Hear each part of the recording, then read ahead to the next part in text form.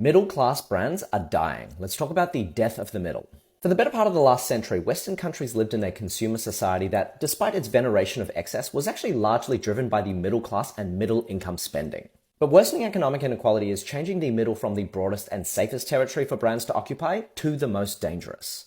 We are already in a K-shaped economy that is hollowing out the middle class. Spending is increasingly concentrated in the top 10% of society. So the middle class consumer is literally disappearing. And as we move to a more stratified society, brands are increasingly going to be confronted with a choice. Do you push up into exclusive luxury messaging, or do you move down to incorporate some explicit price or value narrative? In either case, this is bad for all brands because it was the middle that held by far the richest and most diverse brand narratives. There's this quote I love from one of the goated trend forecasters, Sean Monahan. The rich and poor are alike in that they are doomed by fate. No matter how high you rise or how far you fall, you are marked. The middle class alone is gifted with the double-edged sword of self-actualization and status anxiety.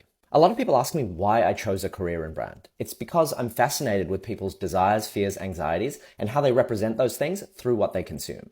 And what Monahan wrote is why I find the middle most interesting. Here, brands have to live between these two polarities, self-actualization, status anxiety.